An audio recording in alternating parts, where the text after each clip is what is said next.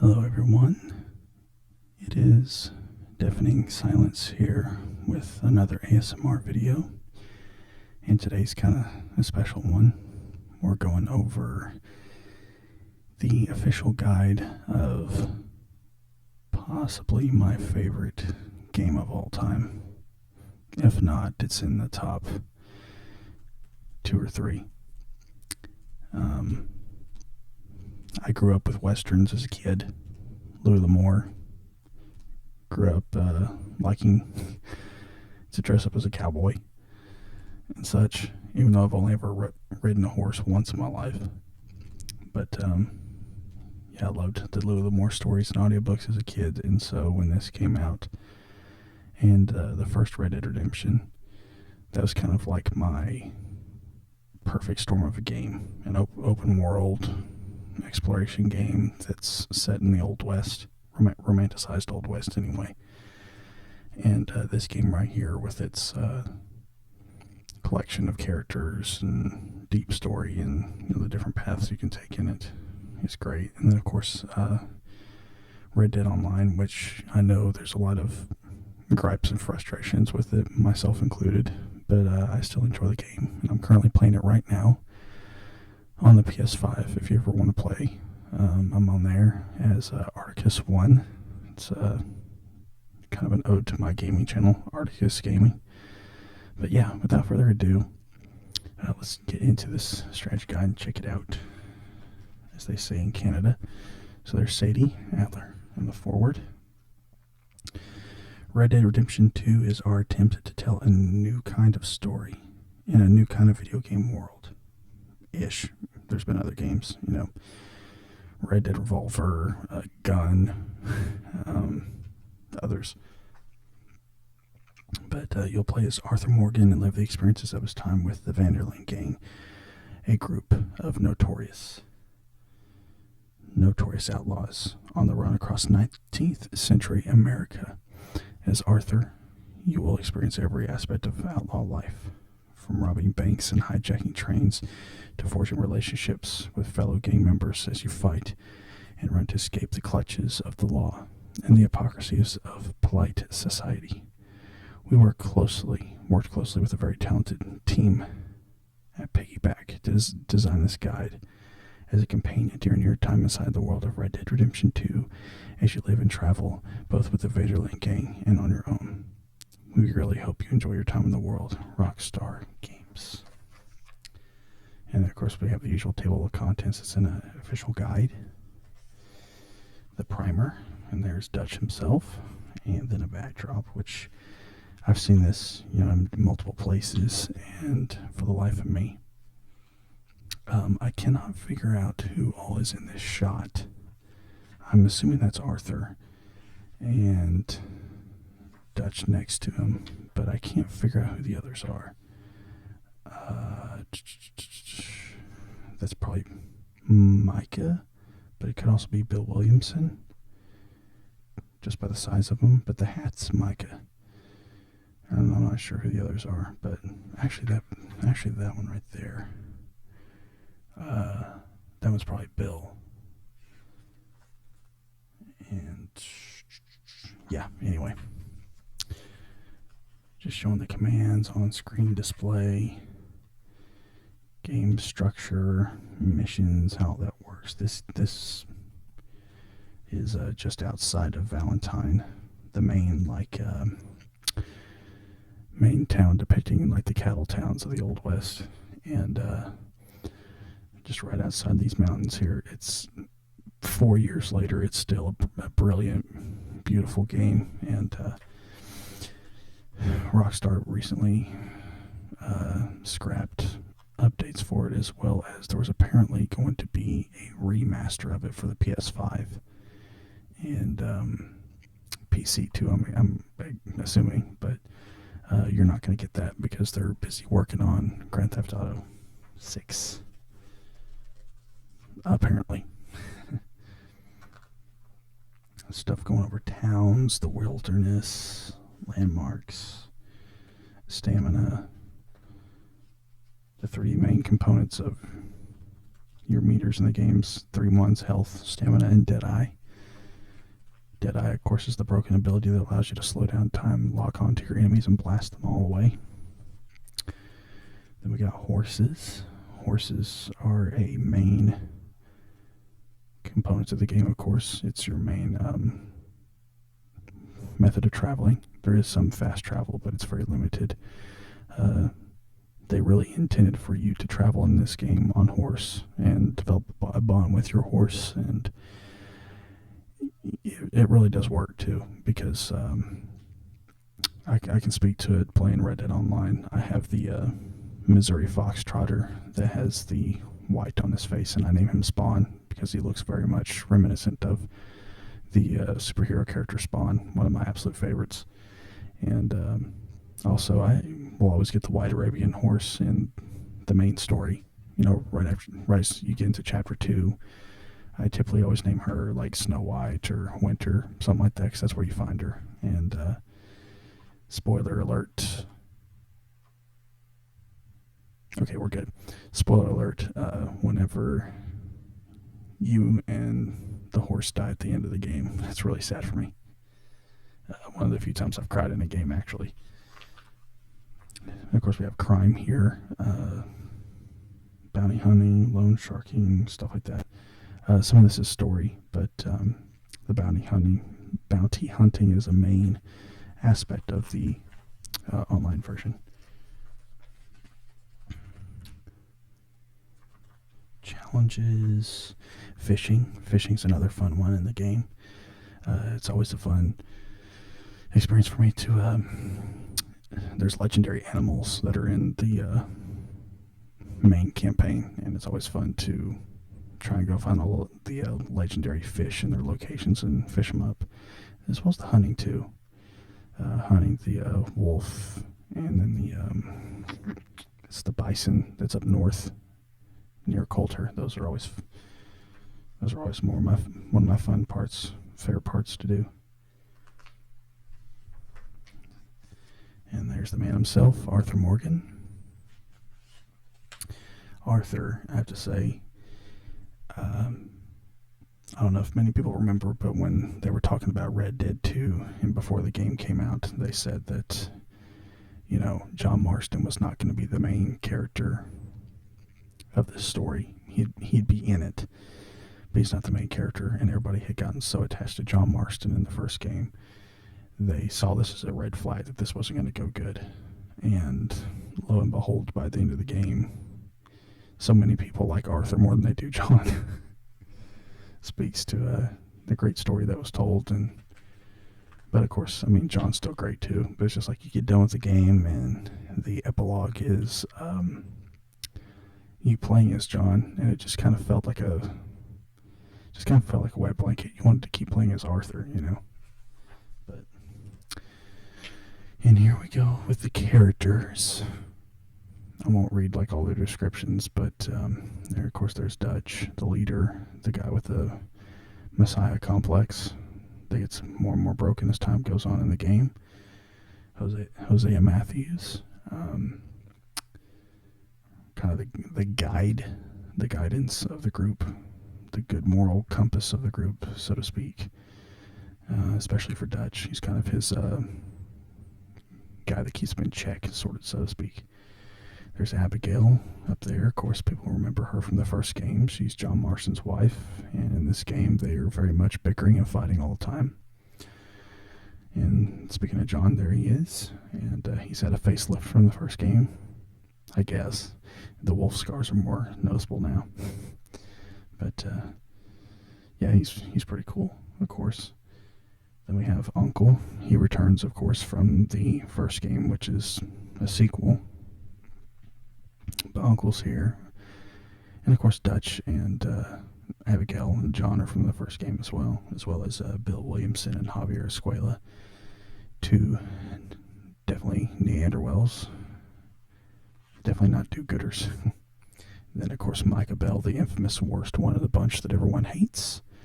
And, of course, if you're playing through the campaign, you will play through Chapter 2 as long as you possibly can until you have absolutely nothing to do, because somewhere between Chapter 2 and 3, you have to rescue this bastard and bring him back to the group, and that's when everything falls apart. So then we have the Pinkertons. Of course, everybody hates them. They're the good guys, but yeah, screw them. We like the old ways. And okay, they don't show everybody here. I just noticed that they don't show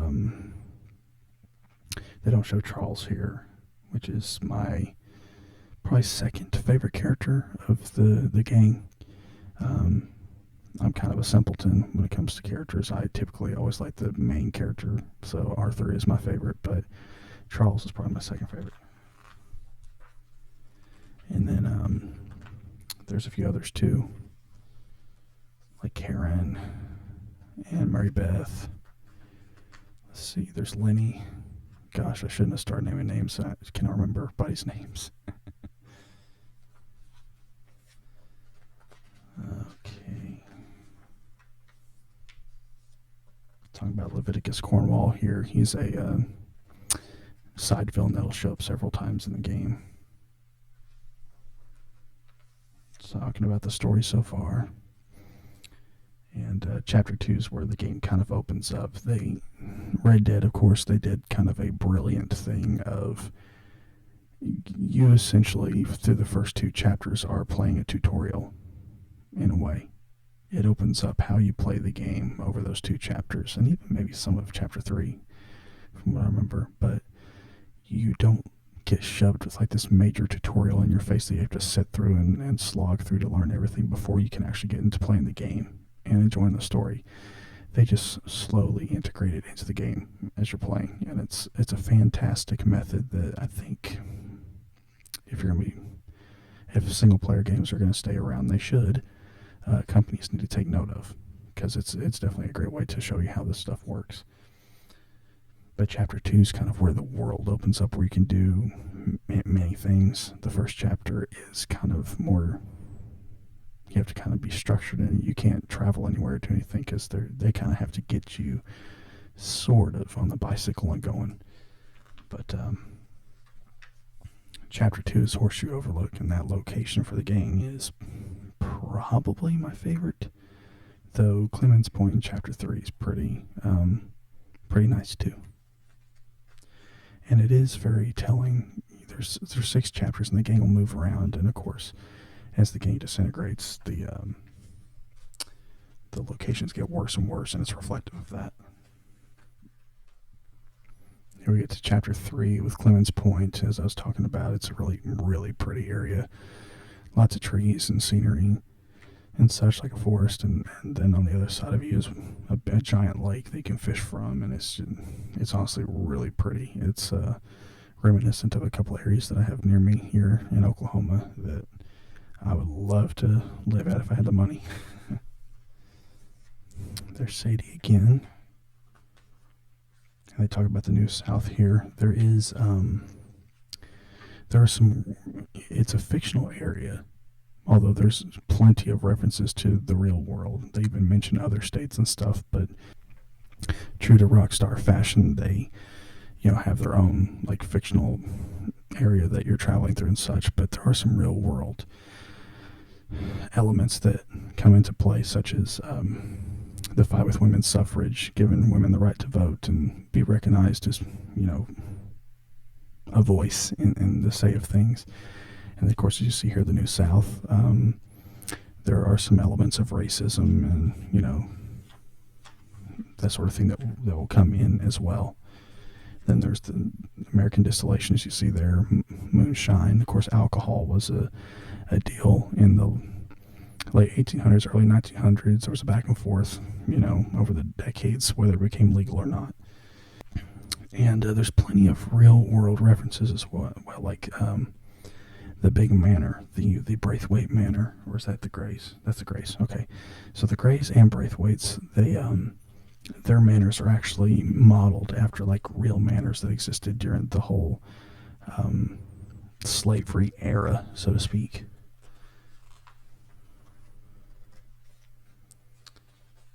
And of course, Chapter 3 is when you'll encounter Rhodes, which is a very much modeled after like the southern towns and such of the Old West, and during that time where the Civil War was kind kind of still fresh. And of course, they have a battleground that you see in the game, not too far from Rhodes. Blessed are the peacemakers. There's Micah, of course. Hate him, right? Blessed are the peacemakers is whenever they intend to kill Arthur, the O'Driscolls, the main rival gang of yours, and you manage to escape with your life barely. The Battle of Shady Belle, that is a that is a very infamous mission. Everybody goes in as a gang and just cleans house. Shady Belle, old kind of dilapidated manor building. Angelo Bronte, and of course Saint Denis. Saint Denis is, of course, New Orleans. And I saw it on Reddit. Someone had a side-by-side showing Saint Denis and then New Orleans around the same time, maybe a little bit later. But it was basically a one-for-one, like just straight up the legit thing. And of course, they're showing the theaters here. Theater was a very popular thing back then. Of course, this was just a couple of decades before, motion pictures started really being a thing. Silent ones, all in black and white, of course, but then some moving animation stuff like Disney. Theater was still very popular around that time, though, because that's what they had. Fine Night of Debauchery. That's a really fun mission where you play a kind of a fixed poker tournament for you on a ship, get some money, escape with your life. Really fun stuff. Horseman Apocalypses. Revenge is a dish best eaten.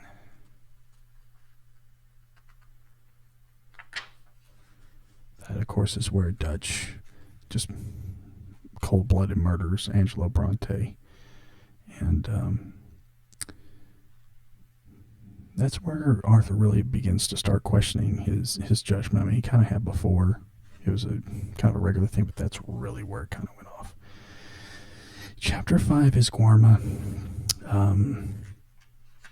Guarma is kind of controversial in the Red Dead community. It kind of felt out of place, and it kind of felt like it was extra content that they threw in just to kind of flesh out the game, stretch it out a little bit more. It's overall not that fun, and it's also not a good feeling chapter, because that's where like really Dutch and Arthur begin to separate as far as their friendship, brotherhood, ideologies. Can't pronounce that word. And then, of course, this is where the main town of Annisburg gets involved, and the Murphy,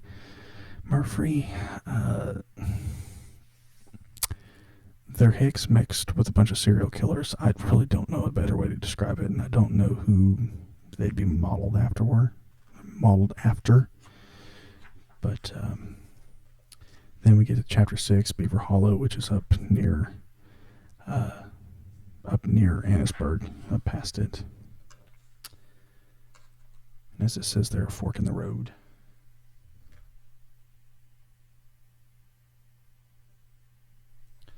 And of course, this is where, of course, people don't know. I'm sure you do, but of course, Arthur has tuberculosis, and that's where this really starts to get to him. It really picks up rapidly. And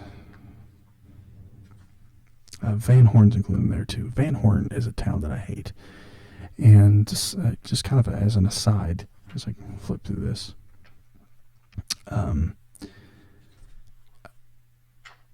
even though I love Red Dead, and I love Red Dead 2, and the world that it's in, it's really pretty and stuff like that, a lot of the main towns I don't like. I don't like Rhodes. I don't like Annisburg. I don't like Van Horn. Saint Denis is, you could take it or leave it. Some parts of it I like, some parts I don't. But Really, the only towns I absolutely like, really, it's Valentine and Blackwater. Blackwater's okay, but yeah, I don't know. I don't know. Maybe I don't like those later towns because they're kind of reminiscent of like the ugly parts of America or something. I don't know. My last boy. Of course, Indians and their fight over reservations and just land that they were driven off of and stuff that shows up in here as well.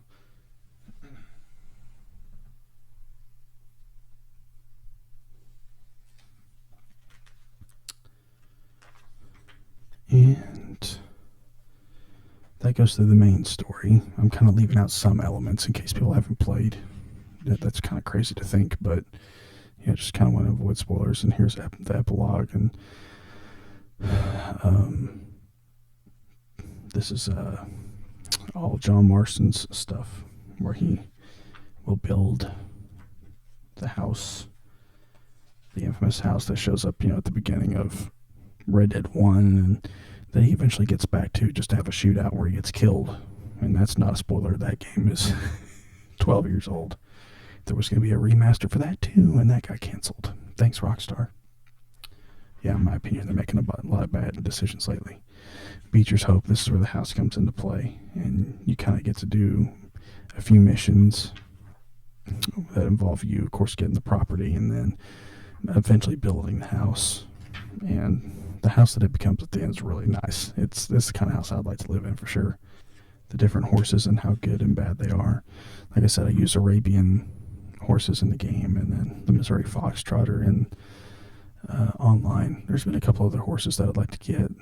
There's the standard bred has a really nice, pretty horse that I'd like. I think it's the one that's brindle, like a nice gray brindle color. Transportation, talking about camp.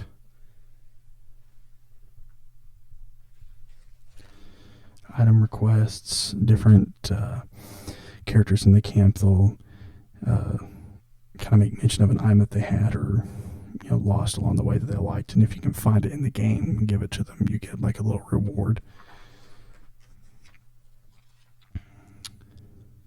Kill quality as far as hunting.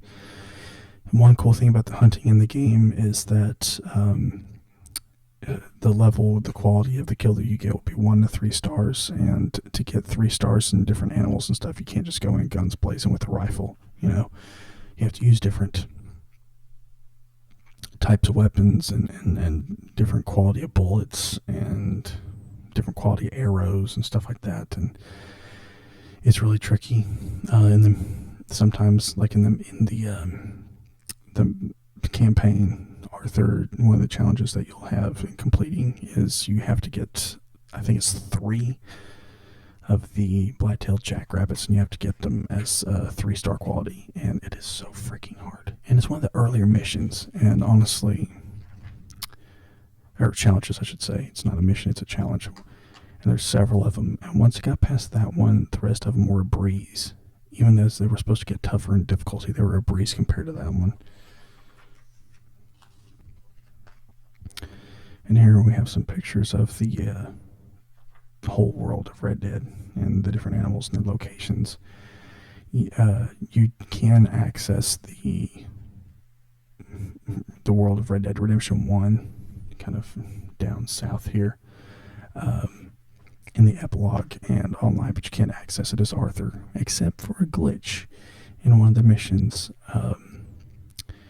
It's one of the missions in Chapter 4, where you're riding with John on a mission, and it involves you going back to the mansion after you're in the graveyard there in Saint Denis, and you sneak in, get some stuff, get out, and that part of the mission, once you've gotten out and escaped the law, is riding back to the mansion.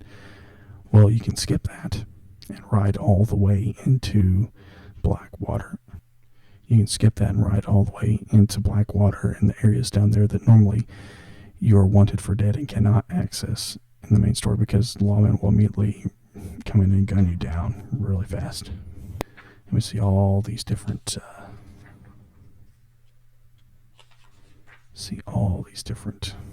animals here. talking more about fishing, the different fishing spots. We can access different kinds of fish, legendary fish locations. I mentioned that earlier. Those are fun. Another thing that kind of stinks about that, though, you get a mission from a fisherman in the game to hunt all of them, but you cannot hunt all of them as Arthur. You can only access all of them once you're able to play as John, and John has to complete the mission, which is kind of weird. Don't like that part. Talking about hair growth here, it's pretty funny. It talks about the days and hours that it takes to get up to levels 8, 9, and 10 on the hair. It's so frustrating. I honestly don't bother with it in the game with Arthur. It's just it is kind of fun though to get up to level 10 and then see like all the different ways he could look once if you shave off certain parts of his face. Here's the challenges that I was talking about. List of all the challenges that you can do. Like I said, it's all about the infamous jackrabbits. Was kind of completing them last time that I was playing the campaign. Law enforcement. Law enforcement in this game is not as brutal as like the law enforcement in Grand Theft Auto. I did a video on my gaming channel talking about like the best place for a shootout, and it's on one of the buildings in Valentine. But basically, they can like come at you from 3 different angles, and it's easy to kill them. And yeah, they don't get like more and more ridiculous. It would be hard, I guess, if you were like out in the wild on horseback or something, and they were coming after you. But it really doesn't. It doesn't get that bad. You can build up a bounty though, which will cause bounty hunters to constantly come after you. Periodically while you're in the world doing things, and so you could be in the middle of like fishing, trying to get a fish, and they start coming at you and shooting you out of nowhere, or did they show up in the middle of some missions? Maybe I can't quite remember, but some robberies that you can do. I think most of the robberies I did were like in the story, just different story missions that would pop up. Train robberies, bounty hunting. These are certain bounties that you can hunt in the story. Of course, online there's a ton of them. There's a ton of bounties. And I suspect that this strategy guide came out before online because they don't really talk about any of that. Honestly, online is still, like I said, it's pretty fun to do. It can get a little monotonous sometimes, but there's many different missions you can do to change it up. The main problem I have with Red Dead Online is the griefers, the different people that just come in and ruin your game, shoot you down for no reason. You can't do any long distance deliveries of your goods, like from your camp that you have. You can't do any long distance ones. You will be gunned down by players, griefers that just don't want to let you enjoy the game. So basically, you don't even do them. But yeah, I still enjoy it. Here's the bounties that you can get. Black Belle, she's pretty cool. Flocka was the first one I forgot. I remember that. Loan sharking, treasure hunting. I've not really gotten into the treasure hunts. I'm just not good at it. I wouldn't even know how to complete some of them if it wasn't for Google. So I haven't bothered with them really. Special collectibles. A lot of stuff. You can collect different sets of cards. Here they have the location of all the different cigarette cards you can get. Those are the ones that have the like trading card sets and stuff. Then we have the location of the different orchids. It's a collectible thing for a guy in Saint Denis. And then dinosaur bones. You run into a woman out there that's out in the Heartlands that's looking for dinosaur bones. And she has kind of a mission for you to collect all of them. I'm glad they have a thing here showing where they're all at. Honestly, like, I should use this strategy guide more because some of them out there for different games, they're not really informative enough for like the things I really need. This actually has them. So it's a good just showing all the different collectibles that you can get and where to locate and stuff. It's pretty good for that.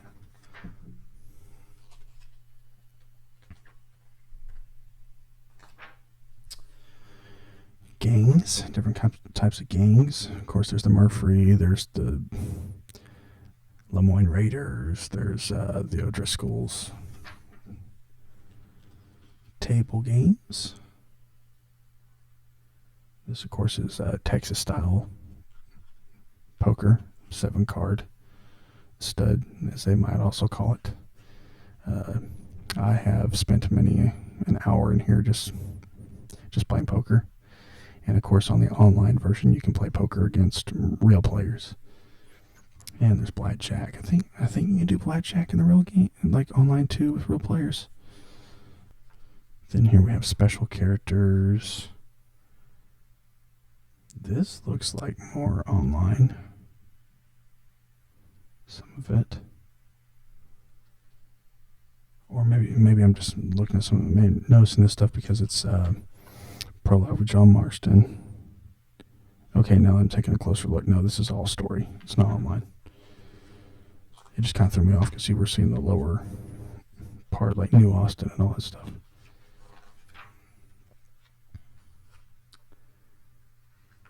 Holy crap, some of that stuff I hadn't even seen. And there's Charles. One of my absolute favorite characters, as I mentioned. Overview map.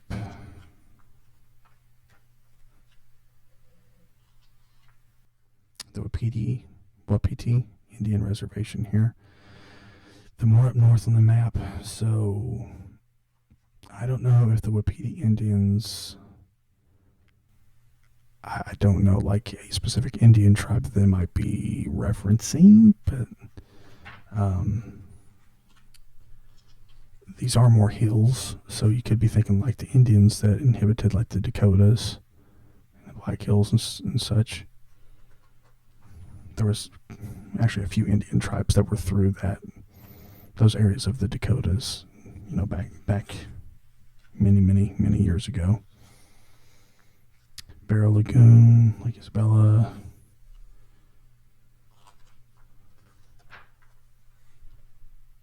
The Cumberland Forest might be my favorite area of the game. It's so pretty, honestly.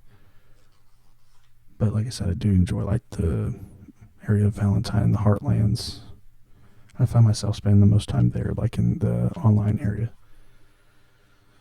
section. Strawberry, don't really like Strawberry. It's okay, but just showing different sections of the map. I have a map of the Elder Scrolls, just the whole section of Tamriel. I would like to have that version of that map, but for Red Dead. And do that for a video, which, speaking of which, one of my ASMR ideas I'm going to do that I was going to do before my hiatus was do, and ASMR nerd kind of beat me to the punch on it, but I was going to do kind of like a video where you just walk around peacefully in Red Dead on your horse and just listen to the sounds and such and talk about it. And I'll probably still do it, but I'll have to come up with a clever name for it so it doesn't look like I'm just ripping ASMR nerd off. Saint Denis. And the rest of this is just the map. Weapons, of course, Micah. I actually hate to say it, but I take after Micah in that I really love using pistols and revolvers and such. And online, I like to be a dual gun wielding handgun, you might say, shooter. And it's either that or the bolt action rifle, and very occasionally a bow or throwing knives if I'm bored. I've been helping out lower ranked players online, completing some of their story stuff whenever they need multiple players, and I've just been using throwing knives for those. But that's pretty much going to do it for this strategy guide. Midnight's Pistol. I ended up using that quite a bit in the story. Sawed-off shotgun, I would like to use that more. They're pretty cool, but they're just so limited as far as the places where you can use them. and they're really effective. I don't use shotguns in the online version at all. Don't use knives, really. Yeah, I don't really use knives, although the pirate sword's really cool. Items with Karen. Or Sadie. Sorry, Sadie. I don't know why I said Karen. Bunch of different items. Bunch of different collectible items. Oh my god. And then there's crafting. Of course, you can make your own item, like tonics and food, that sort of thing. Fences that can take your stolen equipment that you've taken from people. There's Javier. Extras contain spoilers. Trophies and achievements. Total completion. Points of interest. And yeah, that's pretty much going to do it, folks. That is as we take one last look there at Arthur with his Aussie hat that he got from his dad. That is going to do it for the Red Dead Strategy Guide, folks. If you made it with me this long, I thank you very much. And yeah, very much like to go over one of my favorite games. As I said, there will be like kind of a walkthrough game video of it. And on my gaming channel, I'm going to have some Red Dead Online content. Me and my friend have been playing it. We've had some pretty funny moments with it. So that'll be up on the channel over there in a week or two. Not sure exactly, but and then I might have, I don't know, a couple other video ideas lined out for Red Dead, but we'll see. So yes, if you enjoyed this, I would appreciate the whole YouTube spiel. You know, if you made it this far, the whole liking and subscribing, sharing, you know, leaving a comment about it. If there's anything you'd like to see, or if you enjoyed this, anything in particular. And yeah, I'll be back with another video, as Mark Curley says. Mark Curley says I'll be back with another video again real soon. I sure hope that's the case for me. Thank you for your support, and I'll see you next time. Definitely signs out.